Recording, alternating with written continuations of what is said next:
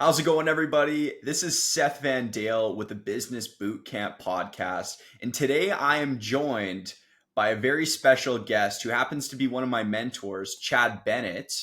And Chad, what exactly do you got going on with LTD real estate? Give me a little explanation. Sure. Well, thanks for having me, Seth. Yeah, so my company, we are a real estate company that is residential real estate here in the Okanagan Valley of British Columbia. So what we do is we help our clients buy and sell homes all the way through the Okanagan. So my team and I are participating in helping those clients or facilitating those clients in sale of their homes or purchasing homes here. That's awesome. And how long have you been doing real estate now, Chad? Well, in a couple of different facets, I've been doing it for close to 12 years, but as a realtor, I'm coming up on 8 years. And Oh, wow. the realtor aspect of things has all been done here in the Okanagan Valley. So, yeah. Mm-hmm. Amazing. What separates you, do you find, from, another realtor down the street, compared to yourself? Well, you know, in our world, the barrier of entry to get a license for individuals. I mean, it can have some upfront time and some costs, but relatively easy entry, like from a barrier standpoint, compared to being a doctor or a lawyer or something like that. Now, with what we do, you can for licensing wise, you can get a license within a year, quite Mhm. conservatively. You can even do it as little as 8+ or give or minus a couple months. So it doesn't take long to get it. Now, I say that because and almost anybody, if they really wanted to, can go and actually get a license. Now, the success of a said realtor is all across the board. Mm. Typically, what we'll see is in markets where it's easier, or where we'll see, um, let's say 2017, for instance, was one of those years where 2015 and 16 were just really crazy smoking hot when it came to real estate. So there was a lot of people that went and got their licensing in 2016 and 17, started in real estate and realized that it's not quite as easy as you think. Same thing happened in 2020 when we saw the market uptick in residential real estate, especially for people that were looking to purchase and or sell homes. We saw the market take off, and of course, we saw a huge increase in the number of realtors that flooded the market. So, that being said, we are or did end up with in 2021 and 22 with a significant number of agents that uh, I think in most part found it really easy to do real estate. But I think now that it started to turn into 2023, especially here in Canada, when we saw the interest rates start to ratchet up a little bit more, is that being a realtor wasn't so easy. You had to be a lot more Mm. sharper on the pricing. When you were helping your clients sell, you had to be a much better negotiator when it came time for trying to help your clients purchase. So, to answer your question a little bit better and not be so long-winded about it, I think it starts more than anything with the client empathy and Mm. really making sure that you've got your client's needs first. There's many realtors, and of course, I'm not going to disparage against any of them. Is just that I think, as in any industry, it's really easy to put yourself first and think of your own needs in front of your clients. But especially in real estate, you have to be incredibly mindful of what's going on with your clients as opposed to yourself. So, back from an early on standpoint, when it came to doing sales and business development, for me, the biggest thing that I focused on was if I could have a client empathy, if I could understand their needs and sympathize with where they were at, and really put that first and foremost, then everything that I did from that point on was in their best interest. So, Mm. when I think about myself and what kind of sets me apart is that the client empathy is first and foremost the biggest aspect that we want to do, my team and I want to do for our clients. Because if we're taking care of that person, that individual, that family, if you will, then we know we will have clients that will refer us and to pass our name on to other people. So the better job we do for them, the more we're going to get referred. And that's, I think, one of the biggest differences for what we have. And I'm not saying that other realtors don't care about their clients, because that's a pretty broad statement. But what I do mean by that is that at least for us, we put their needs first. And when we're doing that, everything works out. And I guess one way that is seen, or could be explained, is that when I know my wife Jessica, who I work with and is my partner in the team, is I'll go to listing appointments and people will tell me how much they love their house, and how much they've loved the neighborhood, and how long they've lived there. And they turn around and say, well, how much do we list it for? And I will quite honestly just tell them, well, you shouldn't be listing. You just told me that you loved your house. You told me all the things that you love about your neighborhood, how long you've lived here, and you still have your mobility. You still enjoy the house, so don't move. And that's that kind of having that kind of honesty and integrity. It's so paramount to everything that we do, and that's just part and parcel to who we are and who I am and how we've set up our company. I think that really separates you too, right? Like you mentioned there, the integrity part is a huge aspect to it, because a lot of times when people think realtor, they put that right next to car salesman, right? So if Yeah. you're able to have your integrity and be very honest and put the client's needs before yours, that alone is like one of the biggest differentiators, because not a lot of other realtors are doing that. So good on you. True. Thank you. Yeah. Yeah. So where do you see yourself, moving forward? Like where are your goals? Where do you want to be in the near future? Yeah, great question. So for us, my team and I know that there's some folks, business people, uh, even realtors that are in the business that want to just keep doing the status quo. And Yeah. I have never been like that. I just can't just do the bare minimum. For me, my goal and desire is to grow, not only with my team, but with myself as a person. We're just on a growth tangent. Not that I want to be a huge team, but I will say is that as a team, I'd love us to be the best real estate team in Canada. That's one of the goals that I have for us. And the next thing would be is I am already putting together and have a national referral program. And Okay. hopefully soon that will be international, where we are working with agents across the country here in Canada that have clients that are looking to purchase here in the Okanagan. I love that. That's a huge goal. And so Mhm. that'll be international? Yeah, that's the goal for it down the road. I mean, we want to grow well and grow smart. And so as we do that, where I look at it is, let's continue to work on a base model to get it across the country. And the goal here in the next little while is to have 400 referral channel partners that are across the country that are referring business to here. And once we can get that a little bit more nailed down, what we can do is then start to expand that into other regions as well. I love that. That's a massive goal. So I got to ask one question. How have you found the work-life balance, working with your wife? Has that been, a, an experience that's helped push you further? Like, explain to me.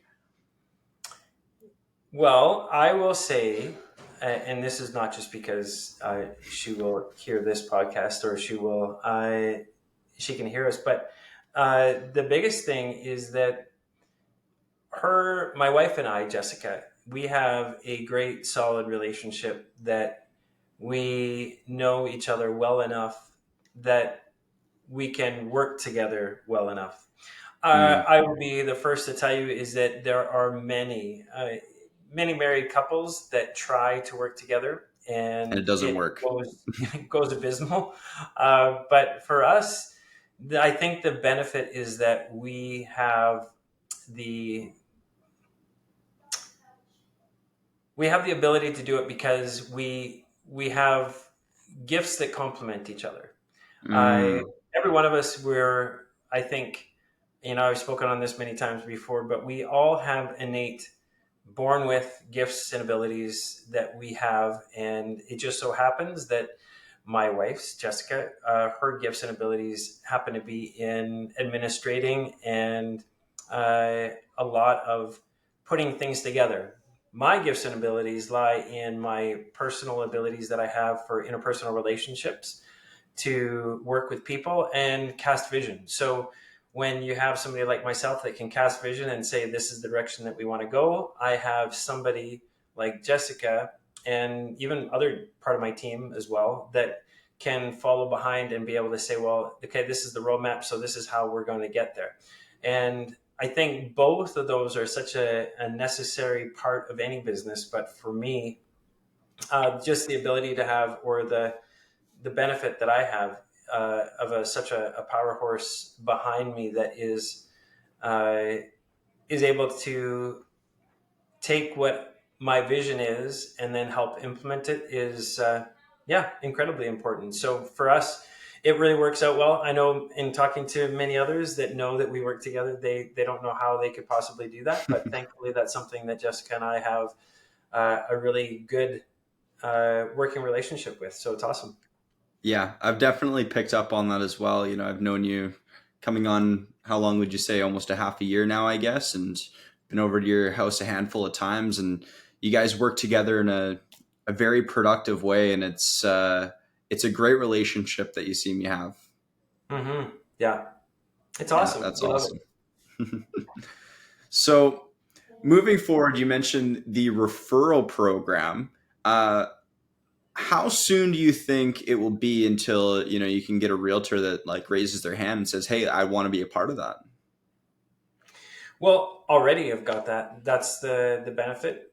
Uh, Here's where that all fits together and why it is such a seamless approach for me is that I think all realtors should be focused on some facet of referral parts of their business. One of the things that Jessica and I learned early on in our own development of our, call it, a pathways or our business processes, was that we have a heavy focus on our database and making sure that we have regular touch points with our clients.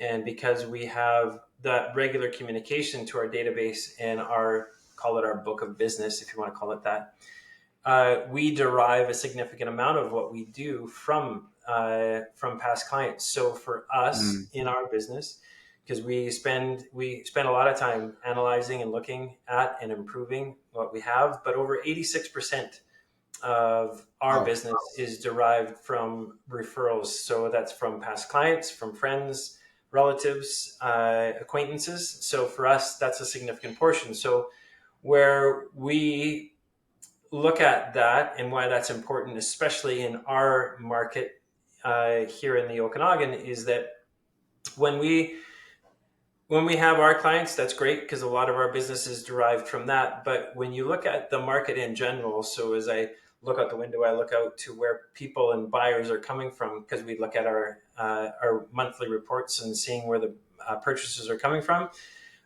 In our market, over 41%, or right around 41% of our marketplace is made up of purchasers that are buying here from somewhere else in Canada. So when we look at that breakdown, a significant It's a portion of big those people amount. are coming. Yeah, so a Yeah. lot of them are coming from Lower Mainland and then from across the country. So for us, it makes sense that if I am fighting for or want to work at trying to build a business around that 41% of the population that's moving here, that's 12 purchasers every day that are coming from somewhere else, is I want to be a part of that group. So for me, that's where this referral program has its inception and its growth. So for where that, even to break it down a little bit more, I mean, realtors, just because of our network and just how we do business, if I have a client that's going to be purchasing in Toronto, uh, I would have my client, I'd reach out and find and make sure that my client is connected with an agent that will work with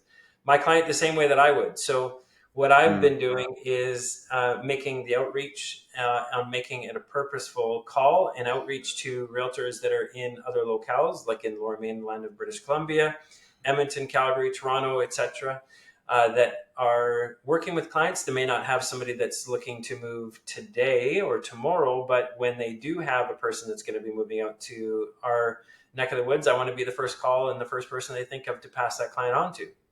That's amazing. So what would be like, obviously you've built your business to be like, what did you say, 86% referral base? Correct. Yep.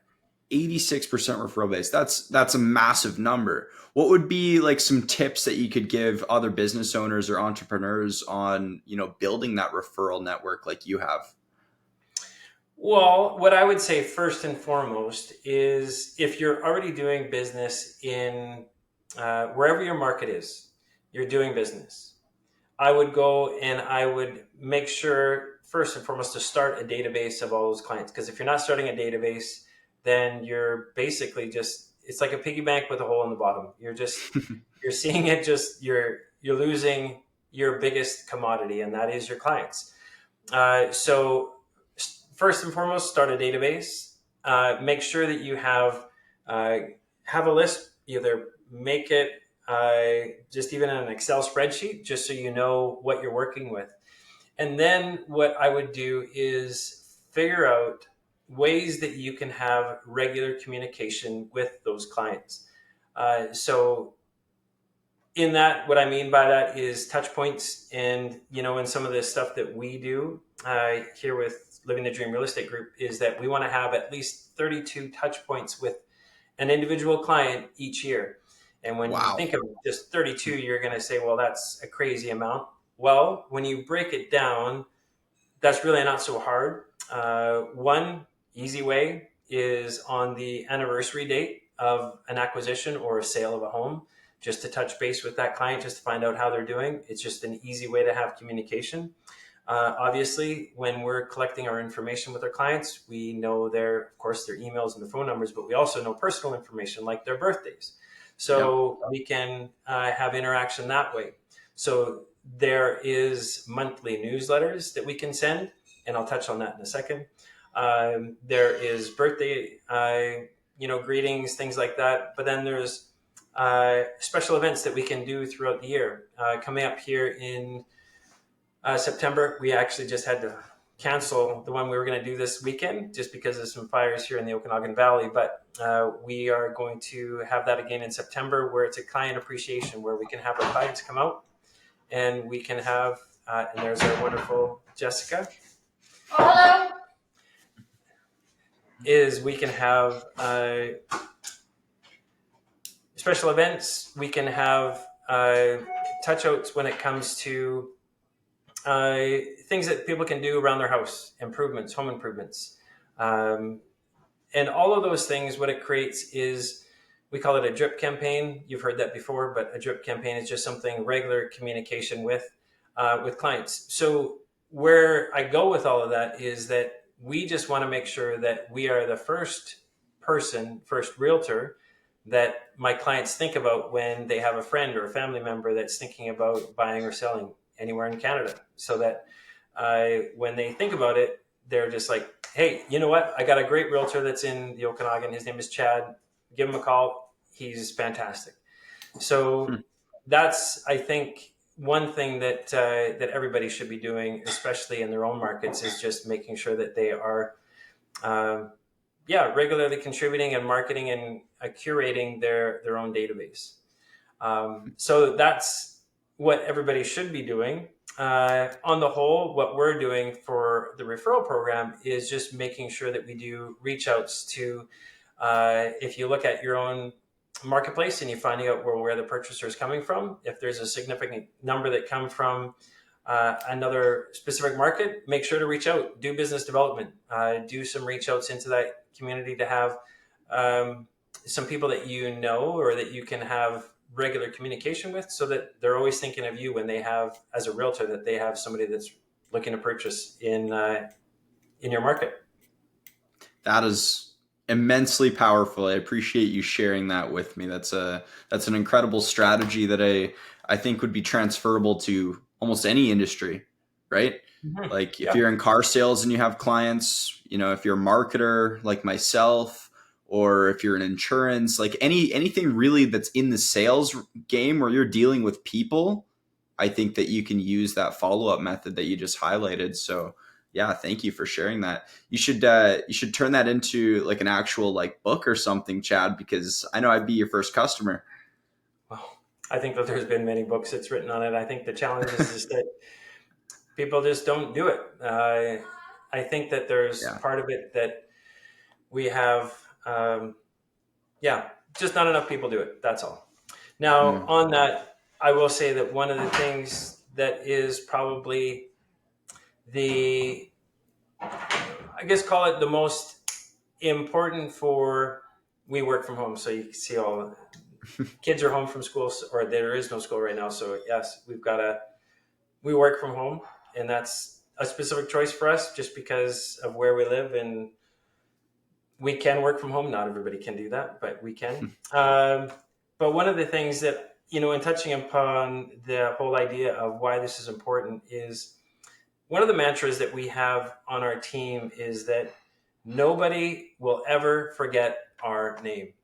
The reason I bring that up is because one of the ways that most realtors rely uh, on deriving business is that there was this phrase that was coined many, many years ago, and they called it listing to last. And the reason that they said that is that if you had a sign out in front of somebody's house, it had your name on it. People would see your name, and then they would call. Mm. So when they call that number, Chad Bennett, on the side of the sign, they call me. Now, here in our jurisdiction and where we do real estate, uh, we always want to make sure that clients or that individuals are working with realtors. It's part of our regulations, our laws, and uh, just the way that we do business here in BC, British Columbia. So when I talk to some of these people that are, calling about a particular property, they will ask some questions, and I will always use a phrase or something similar to it to say, Seth, this is great. I really appreciate you asking these questions. This is awesome. Now, here in British Columbia, one of the things we want to do is we want to loop in a realtor or your realtor as soon into the process as possible, because we just want to make sure that you have proper representation to be able to get the information that you need. I'd love to be able to do that. Do you have a realtor that you're working with? I cannot tell you, Seth, how many times people will say, we are, honey, what was the name of that realtor again? His name was Chad something, wasn't it? That is my worst fear, and Mm. should be anybody that's doing marketing, or especially in real estate, that should be the worst fear that they ever have, is that somebody would forget who they're Who working they with. are. And so that goes back to with us, where we want to do that 32 touch points. We don't want to give the chance or the opportunity for our clients to forget who we are and end up having to work with somebody else. So yeah. That's amazing. What's your approach on sales? I'd be really curious because I feel like you kind of almost do like the reverse selling, like you mentioned before. Like, give me your philosophy surrounding that. Well, for me, the one thing I think that, and this goes back to, when you started off and you were saying, when you look at where realtors fall in the industries of people that are not well liked, I guess is the better way to say it, is there's us and car salesmen and others that are in some ways pressuring people to do things. maybe people feel maybe a little bit forced, or uh, yeah, something to that, pressured or forced to do something. And for me in sales, my biggest thing is that I never ever wanted my clients, or want my clients to feel like they're pressured to do anything. Now, I know that there's been sales lost in my history, where I didn't maybe impress upon my clients the necessity to move quickly in a scenario, and because of that, there was other multiple offers that came in subsequently, and we ended up losing out on that particular house. So there's times where, you know, uh, there's the necessity to make sure that my clients know that there's urgency to the purchase. But more often than not, what you'll find from me is I run off the uh, preference of not pressuring people, and the less pressure I apply to a particular uh, acquisition or a sale, the better and the more confident my client feels, and the better the process is. There was a Mm, mentor of mine then getting into, especially into doing residential real estate as a realtor, is that I don't want to help. I don't want to make my client or make my buyers buy houses. I want my clients to buy homes. And mm, the subtle difference in that is that it is, it's not for me or for us as an industry or as realtors to pressure clients to do something, even though maybe, you know, if a realtor hasn't done a lot of sales in a while, there's the temptation to pressure clients into purchasing something that they shouldn't be purchasing. Maybe it's priced too high, maybe it's just not the right fit. But I I go off the opposite tangent on that, and off the opposite approach is that I would rather my clients feel positive through the whole of the experience, that they don't feel pressured in any way to do something. And by doing so, then at the end of the day, at the end of the process, whether or not they purchase the home, they can feel that they've had a part that was in their own, at their own speed or at their own pace. And mm.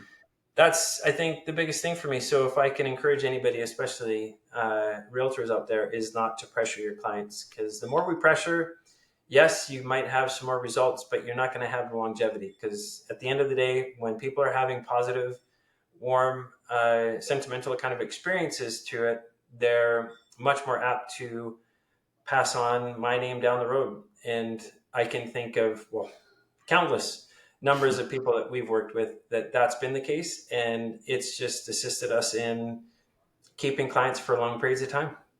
Hmm. That's very powerful. I appreciate you sharing that as well with me. I also agree wholeheartedly with exactly what you said. Um, Even though I have the 10x behind me here, for anybody that knows Grant Cardone, he's kind of the opposite of what Chad just described.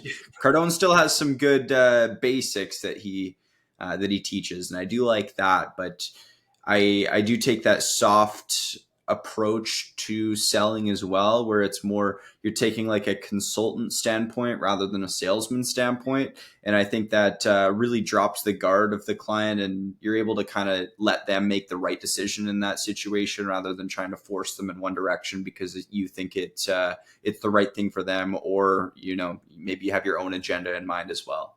Mm-hmm. So yeah. um how have you found like separating yourself in such a saturated market, like because there are tons and tons of realtors, right? Like anybody can go and get their realtor license, like you mentioned, you know, give or take a few months, but it takes about 8 months to get your license. How do you separate yourself from all the noise? Well, one, it's by, I think, you know, from back to what we just talked about, I think the biggest thing is just how do you deal with and work with your clients. Yeah. Um, if we are doing right by our clients and we're doing a good job with a client set, or with our database, then that comes back to us. It's Mm, inevitable that people will want to work with like-minded people. And I think that starts with that and ends with that, really. But I think, other ways that you can differentiate, or that I differentiate myself, is an involvement in community. Obviously, I mean, I care about my family, and I care about my community, and because I do care about that, I'm involved with organizations that have impact and that are impacting our community in positive ways. So for me, I am on a couple of different boards. One is for the well, it's our one community that I live in is the Oyama Community Hall, which we operate and provide programs and a facility that we can use for the community, and that's in a way that we can create community engagement right from all demographics in our community. And my role there is I'm a director of events, so we put on a number of events throughout the year that are really just doing that and bringing our community together. And the other one that I'm a part of is the Lake Country Food Bank, which I'm a director of as well. And there we're just trying to facilitate the needs of a lot of clients, unfortunately, that just don't have enough food and need supplemental portions of that to fill out a great, healthy eating habit, and just even having the basic necessities. So those are just two ways. Well, one, doing the same thing, just being involved with the community. And that's one way to set yourself apart. And then just the way that we want to live our lives. I mean, Mm.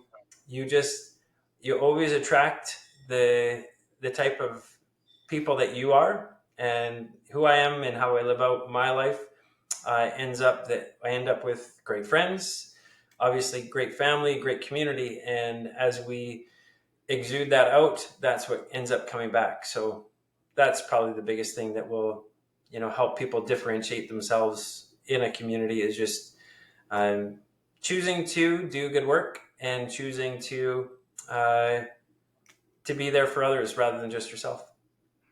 You touched on a really good point there about the energy. I completely agree on that. I believe that the frequency that we radiate, we also attract, right? So if you're in a negative mood, you're going to see negative all around you, and you're going to attract negative things, negative people, negative situations, right? But if you're radiating positivity, the exact same thing will happen. You're going to Yeah. start getting really good opportunities, meeting great people.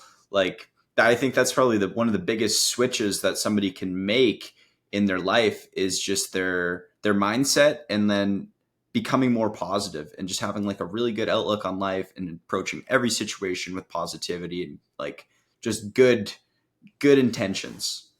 Yeah. And yesterday, touch on something that is really kind of interesting. I sat down with a realtor that's been doing real estate almost as long as I've been alive. And,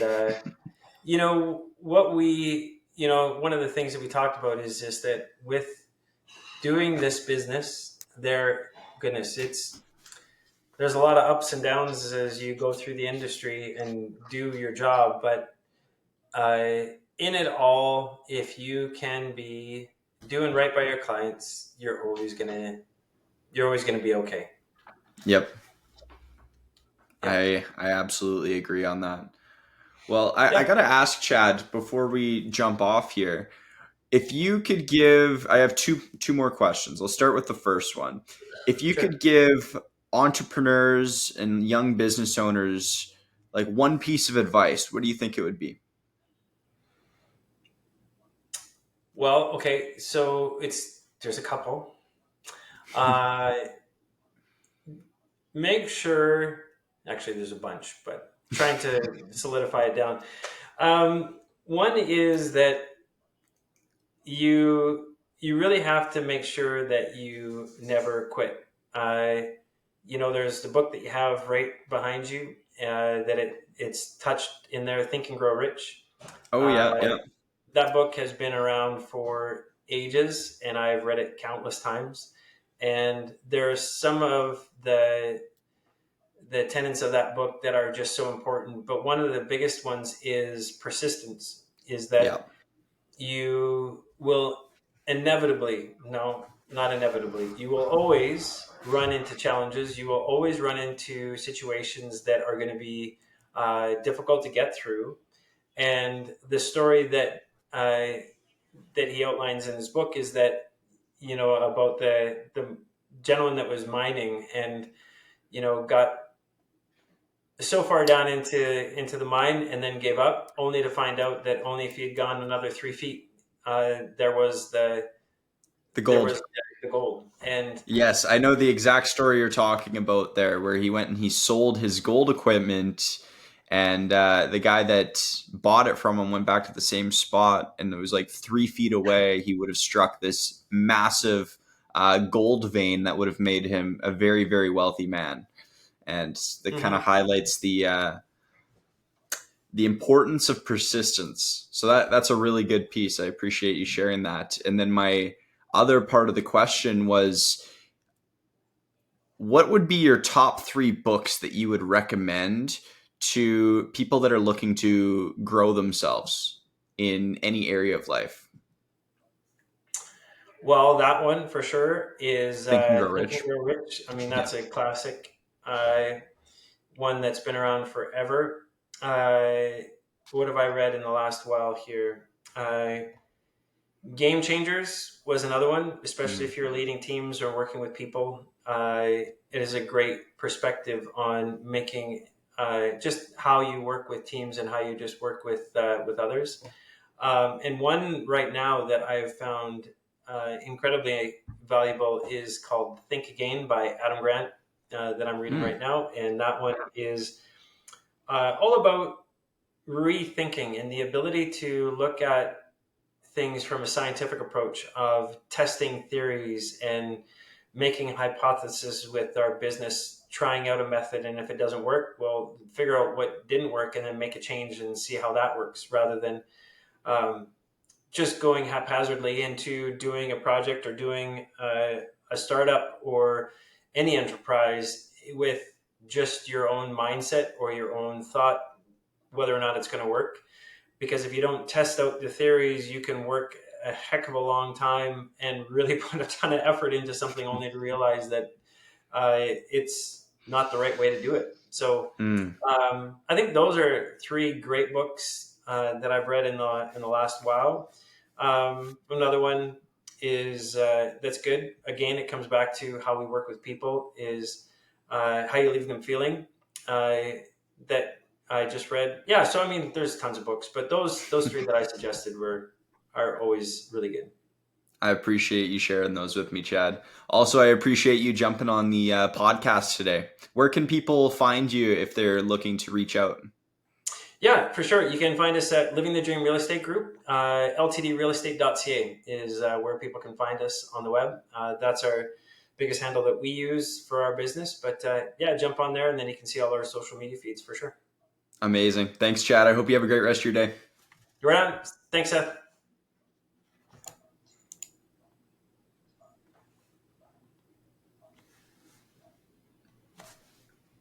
Good to go. Great job.